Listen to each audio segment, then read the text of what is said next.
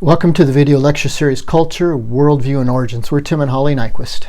We're now entering the last phase. What we've added is one more wrap-up video on the science, or on the origin series, having to do with science. And this is Origin of Scientific Models 3.2. And what this is following the acceptance or the implementation of the scientific model evolutionism in the American culture from the late 1800s to the early 1900s. It was actually prohibited to teach evolutionism in the public schools, and that's what the Scopes trial was about, was challenging that in 1923.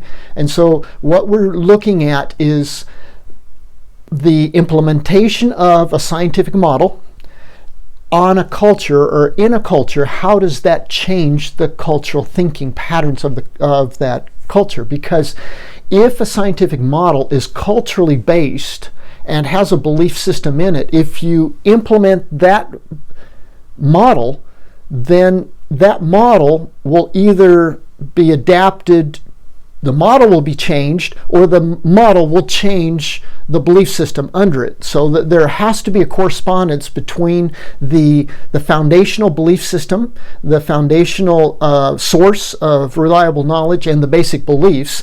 If we adopt a scientific model that does not correspond to that belief system, then that belief system must change to correspond with the scientific model. So that's what this series is about what has happened in the American culture and the belief system among scientists for the last close to 100 years. What we're looking at is that, again, the house,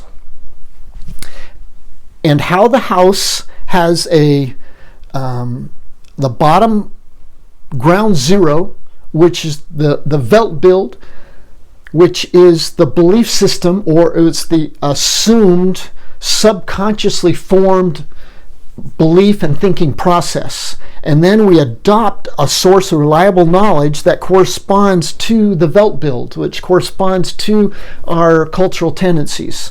And then after adopting a source of reliable knowledge, then we extract out of that basic beliefs. Basic beliefs are the minimum basic beliefs necessary to begin our thinking processes that are not defended, because they come from an assumption. They come from the assumed source of reliable knowledge. Basic beliefs up to methods, up to resources, up to ethics. This is the house, and this is the progression. So if we adopt a system, a model up here, number 10, if we adopt a scientific model, then that model has to correspond to the rules that are under it. And so that was to maintain a house that's coherent. The rules and the foundation have to correspond to the model that we apply. So in 1914, James H. Leuba, he polled 400 scientists, asking them just two questions. Number one question: do you believe in a God with intellectual and effective communication with mankind? Okay, so what he's asking is, do you believe in an open system? Do you believe that God has access to that system daily? Do you and I have access to that God through intellectual and effective communication? Do you believe in an open system? 27.7% of those scientists, of those 400, responded, yes, I do. I believe in an open system. So 27%, almost 28% of the active 400 scientists in 1914 believed in an open system. 52%, 52.7, 53 said no. They did not believe that there was an open system and able to communicate with that God. So in other words, who were these that said no? Well, they were either just naturalists, or they were the theistic evolutionists that would say, no, God exists but does not have access within that system. So 52% of the scientists at that time said no. 20.9% were agnostic. 20.9 just said, don't know what to say. So they're kind of undecided. So that was the first question. Second question, do you believe in personal immortality? So what you can have is a closed system, but as a theistic evolutionist, you can still have God outside the system. And therefore, you could have personal immortality after you died and went out of the physical system. Then you would have immortality with God. So that is the difference between question 1 and question 2, is that do you believe in personal immortality? And 35.2% said yes. So the ones that said yes went up. And that's because of probably the theistic evolutionists. 25.4% said no. So there was a higher level of no's, and agnostic was 43.7%. So the agnostic, that went way up, and the no went way down. The no before, we'll see them later next to each other, is that some just didn't know that. They didn't, the higher percentage, real high percent, doubled of just saying, I don't know. And so that is 1914. James Leuba making a poll of, number 1, I just shortened it to open system. But it was, does God have intellectual and effective communication with man daily or whenever? And so open system. Number 1, 27.7 said yes, 52.7 said no, 20.9 were agnostic. Immortality, does the soul have immortality? Now we have 35.2% said yes, and 25.4 said no, and 43.7 were agnostic, didn't know. So now you can compare on the same page there how the ratios and percentages look. That was 1914. Well, 1933, James Leuba repeated the same poll, same guy, same poll, same questions. To the same 400 scientists, I don't think so, but to the same group, he applied. Do you believe in a God with intellectual and effective communication with mankind? 15% said yes. What was it before? Well, it's minus 12%, 12.7%. 68% said no. That went up, that 15%. 17% were agnostic. There was a lot less agnostic now. There was more decided. So in other words, you can see from 1914, 1933, what is the change in the belief system among scientists in that first question? Second question, do you believe in personal immortality? 18% said yes. That's a decline of 17%. 52% said no. That's an increase of 26%. And agnostic, 29% that did not know. There's a change in numbers, and that goes with the implementation of, in the public school system now, a different scientific model. And so there's a change. The scientific model has an influence over the belief system. It actually should be the other way around, is that our belief system produces a scientific model. But if we adopt a scientific model and say that that is true, then eventually it will trickle down and change our basic beliefs. So these are, now we go back and we compare them. Compare them side by side. 1914, 1933. Open system, first question, went from 27.7% to 15%. The 52% that said no went to 68% said no. And the 20.9 agnostic went to 17. So there's not a big change in the agnostic that didn't know. Question number 2, immortality. 35% in 1914 said yes. 35%. In 1933, it's down to 18%, about half. No was 25% in the 1914. 52% said no in 1933. That has doubled. 43% were agnostic. Now it's 29%. Scientists are more now decided. You have to know what side of the fence you're on. You have to decide to be able to do science. You have to do it by the rules. So now they're becoming more decided as to what they believe and what their rules are. Well, in 1998, Edward J. Larson and Larry Witham polled the National Academy of Science members using the same two questions in 1998. And what were the responses? Do you believe in a God with intellectual and effective communication with mankind? 7% said yes. 7% are open system. 72% said no. And 20% were don't know, agnostic. Do you believe in personal immortality? 7.9% said yes, which corresponds now basically with the first percentage of do you believe in a God of intellectual open system? 76% said no, 23% were agnostic. Let's look at those now together, what it looks like. Now I'm going to have to try to move out of the way for you. 1914, open system, 27% said yes. 1933, 15% said yes. 1998, 7% said yes. So you can follow the decline. You can follow as to what has happened. How many said no in 1914? 52% said no.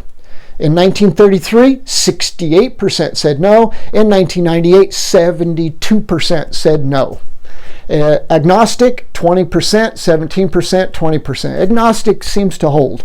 Immortality. Do you believe in immortality of the soul? In 1914, 35% said yes. In 1933, 18% said yes. And in 1998, 7.9% said yes. Immortality of the soul, 25% in 1914 said no. In 1933, 52% said no. And in 1998, 76.7% said no.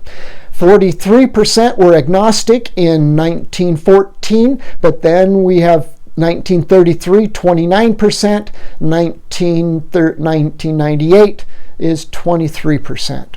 Can you see the decline? You can see the change with the rulings in that in 1925 about the Scopes trial, it was illegal to teach evolution. Now it's going to trial in the 2000, 2001, 2003, 2006. It's going to the Kitzmiller trial of being sued because of not being able to teach creation now. Now evolution is the reigning paradigm, and creation or intelligent design cannot be taught. And so now it's a whole cultural reverse. It's not a scientific reverse, but a cultural. In a correspondence to Nature magazine, the authors of the preceding 1998 poll comment, as we compiled our findings, the NAS, National Association of Science, issued a booklet encouraging the teaching of evolution in public schools, an ongoing source of friction between the scientific community and some conservative Christians in the United States. Why was there friction? Well, it's because they're imposing any system, any model is imposing a system of beliefs upon it, and so the Christians were it was causing friction with them because it was being imposed upon a scientific model that was against their basic belief system. He goes on, he says, the booklet assures readers whether God exists or not is a question about which science is neutral. Is that right? NAS President Bruce Alberts said there are many very outstanding members of this academy who are very religious people who believe in evolution, many of them biologists. Then the the compilers of this poll, they comment, our survey suggests otherwise. So in other words, he says, or the NAS president Bruce Alberts, he says that whether God exists or not is not a question about which science is a question about which science is neutral. Is that true? No, science cannot be neutral about the existence of God, because the existence of God, then, is he within the system, outside the system, waiting to get in? Can he get in? How many times can he get in? Science has to take a stand, and if you're going to have science based on uniformitarian principles, you cannot have an open system at any time. You cannot interrupt that closed system. That's why it's called uniformitarianism. It's uniform in its causes and its effects. So does that have effect on the belief in God? Yes, it does. Because it's based on a belief system that maintains, open or closed, the system. 2003. This is the last poll that was taken that I've included. It was a Cornell Evolution project. And it was a student doing his doctoral dissertation, and what he did is he developed 17 questions to further divide the answers, to more cleanly divide, more than the 2 questions that were in the original polls. And his questions were able to break the answers down into 4 general categories. And these are the percentages of those categories. 78% describe themselves as naturalists, closed system, completely closed, all the time, 24/7. So that would be the evolutionary system, evolutionism, which is 78% of the scientists described themselves as in that category. 2% describe themselves as naturalist theists. Okay, 2% then describe themselves as theistic evolutionists, as a closed system, but a God being out there, outside the system, that does not intervene. So that's 2% of the scientists were naturalists, supernaturalists with no intervention. 1% describe themselves as theist naturalists. So that means that there was open-closed system. So that would include intelligent design. That would include possibly older creationism, where that is now 1% of the scientists believe in a open or a natural, supernatural with a intervention between the 2 domains every once in a while. So that is open-closed system. Number 4 is 1%. Describe themselves as theists, open system 24/7. That would be the creationist model, or the creatorist model also. So this is now, in 2003, what the percentages are of our working scientists from the National Academy of Sciences. So what does that tell us? Does our scientific model influence our belief system? And it appears so. It appears that the implementation of a scientific model has changed the belief system of the United States, of the culture of the United States. It should work that a scientific model is the product of a belief system. But if we don't understand how a scientific model works and we just adopt the model, then sooner or later the belief system will follow. So now we have the complete data of the 4 different surveys from 1914, 1933, 1998, 2003. They're all up there at one time so that you can see them straight across. Let's just go for number 1. Question number 1, open system. How many believe in an open system? In the 1914, it was 27%. 1933, it was 15%. 1998 was 7%. 2003, 1%. Question number 2, immortality. For those who believe. In 1914, it was 35.2% said yes, they did believe in immortality. 1933, how many? It was 18%. 1998, 7.9% said yes. In 2003, 4%. The decline again has to do with a cultural shift. And why was that shift? It was because of a model being implemented without understanding the belief system that came with that model. But once the model is implemented and believed in, then the belief system will follow to be able to make everything correspond in what, well, it's making it coherent. This here is a quote from the author of the dissertation, Greg Graffin. He comments, "The great majority see no conflict between religion and evolution, not because they occupy different, non-competing magisterial, which means domains, but because they see religion as a natural product of human evolution." Okay, before it was God that created man. Now it's man that's created God. So what do we believe? What do you believe? And that's what this series is about, is understanding what we're practicing and what is the belief system behind that, and is that what we really believe? Because there are consequences to what we practice, and there are consequences to what we believe.